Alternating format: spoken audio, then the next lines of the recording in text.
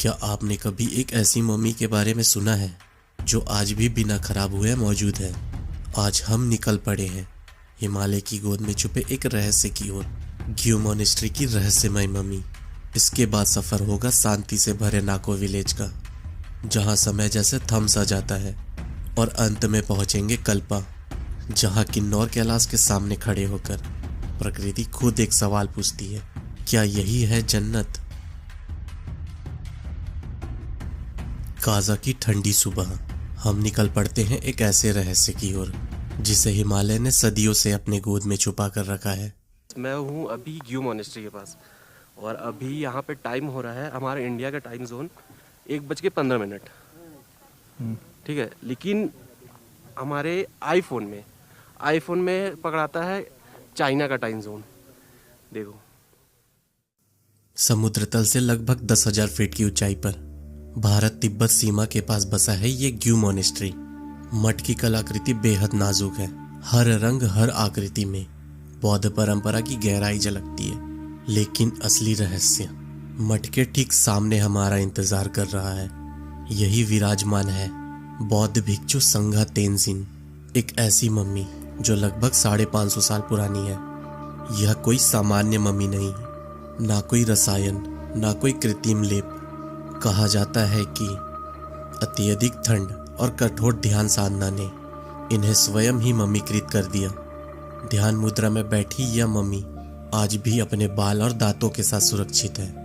मान्यता है कि लामा संगा तेंजिन ने गांव को भिक्षुओं के प्रकोप से बचाने के लिए जीवित रहते हुए ही अपने शरीर का त्याग कर दिया।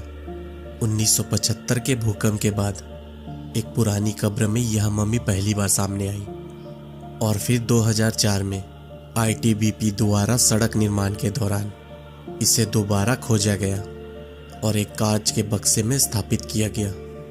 स्थानीय लोक कथाएं कहती है कि इसके बाल और नाखून आज भी बढ़ रहे हैं। सच हो या विश्वास, लेकिन यह मम्मी आज भी विज्ञान के लिए एक अनसुलझी पहेली है। यहाँ से हम निकलते हैं एक ऐसी जगह की ओर जहाँ शोर नहीं, सिर्फ खामोशी बोलती है। किन्नौर जिले में समुद्र तल से लगभग 3662 मीटर की ऊंचाई पर बसा है नाको, एक छोटा सा गांव, लेकिन गहरी शांति के साथ। चारों ओर से पहाड़ियों से घिरा यह गांव मानो दुनिया से थोड़ा अलग हो गया हो। बीच गांव के पास स्थित है नाको झील, जो कि सर्दियों में पूरी तरह से जम जाती है। लेकिन नाको की असली पहचान यहाँ के लोग हैं।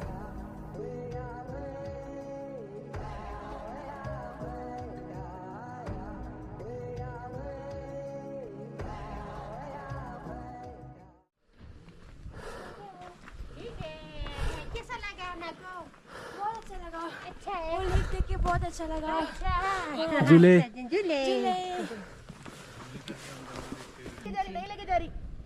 तो यहाँ पे कैसा रहन सहन है, मतलब कैसे, कितना टेम्परेचर डाउन जाता है इधर?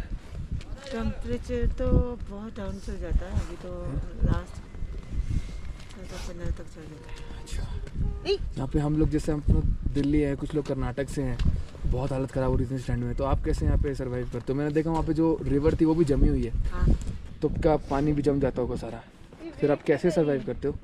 तो पानी तो वहाँ जहाँ पे अभी आप गए ना, वहाँ झील में, वहीं से लाते हैं हम। वो तो जमा हुआ नहीं, वहाँ पे प्रेशर में आता है ना, वहाँ पे कैसे? चश्मे का पानी आता है। चश्मे का पानी प्रेशर में आता है। कैसे बताऊँ मुझे? अच्छा, वो कैसे नल से जो गिर रहा हाँ, था वो पानी, हाँ। कैसे आता है वो वो हमको आईपीएल बताओगे? वालों का है ना, जैसे एक ही जगह में बेचते हैं ना, तो प्रेशर में एक ही जगह में आता है। पूरा गाँव वाले वहीं से लेते पानी। अच्छा, हाँ, यहाँ के लोग आज भी पारंपरिक तिब्बती संस्कृति के साथ जीते हैं। मिट्टी और पत्थर से बने घर, छोटी छोटी खिड़कियां और दीवारों पर लटकी प्रार्थना झंडे जो हर हवा के झोंकों के साथ मंत्र गुनगुनाती है। यहाँ जीवन तेज नहीं है। लोग सूरज के साथ उठते हैं और पहाड़ों के साए में दिन ढलने देते हैं। कम शब्द लेकिन गहरे रिश्ते। बुजुर्गों की आंखों में सदियों का अनुभव है और बच्चों की मुस्कानों में पहाड़ों जितनी मासूमियत। नाकों की खामोशी को पीछे छोड़ हम निकल पड़ते हैं एक और सफर पर, कल्पा की ओर। रास्ता लंबा है, पहाड़ों की परछाइयां गहरी होती जाती है और कल्पा पहुंचते पहुंचते रात हो जाती है। अंधेरे में पहाड़ दिखाई नहीं देते, लेकिन हवा में एक अजीब सी पवित्रता महसूस होती है। फिर होता है सुबह। जैसे ही पहली धूप पहाड़ों को छूती है, पर्दे की तरह रात हटती है और सामने प्रकट होते हैं किन्नौर कैलाश।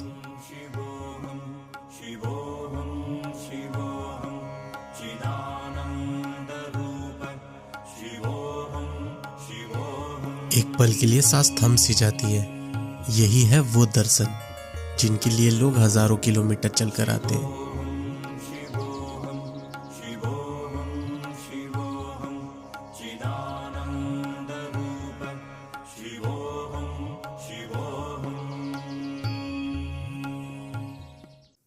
समुद्र तल से लगभग 2759 मीटर की ऊंचाई पर सतलुज घाटी में बसा कल्पा एक ऐसा गांव जहां प्रकृति और आस्था साथ साथ सांस लेती है। सामने बर्फ से ढकी चोटियां, नीचे सेब के बाग और बीच में लकड़ी के बने पारंपरिक घर जो पीढ़ियों की कहानियां समेटे खड़े हैं। यहाँ हिंदू और बौद्ध संस्कृति अलग नहीं, बल्कि एक दूसरे में घुली हुई दिखती है। नारायण नागनी मंदिर की घंटियों की आवाज और प्राचीन बौद्ध मठों की शांति दोनों मिलकर इस जगह को खास बना देती है। कहा जाता है कि कल्पा सिर्फ देखने की जगह नहीं, महसूस करने की जगह है। यहाँ आकर मन अपने आप शांत हो जाता है। किन्नौर कैलाश के सामने खड़े होकर ऐसा लगता है जैसे इंसान छोटा है, लेकिन उसका विश्वास इन पहाड़ों जितना विशाल। कल्पा, जहाँ सुबह सिर्फ दिन की शुरुआत नहीं, बल्कि आस्था का अनुभव होती है। बहुत शानदार, बहुत पीसफुल था, बहुत सुकून। मैंने देखा तुम लोग चारों उधर क्या देख रहे थे कोने में? फील कर रहे थे हम लोग हवा को, नेचर को, एनवायरनमेंट को, फ्रेश एयर और माइंड रिलैक्स कर रहे थे। 5 दिन से बहुत वो चल रहा था ना, भागा दौड़ी फोटो, चढ़ना उतरना, लेन देन। आज का दिन बहुत पीसफुल चल रहा है। ए मेरी चेली है तू, ए मेरी लुगाई है तू, कैसी है?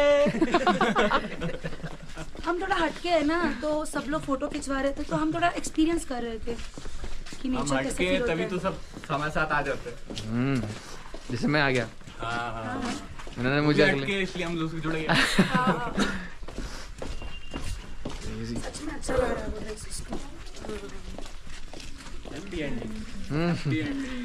Happy ending of this trip का हैप्पी एंडिंग है। बाकी तो बिगिनिंग ही है अभी। ट्रिप का ही तो हैप्पी एंडिंग है, बाकी तो बिगिनिंग ही है अभी। बिगिनिंग में ही जा रहा हूँ। ट्रिप का हैप्पी एंडिंग करना है ना? हाँ, अब फिर बिगिनिंग, अच्छी बिगिनिंग करनी है। यहाँ से एक अच्छे ग्रुप की बिगिनिंग शुरू हुई है। या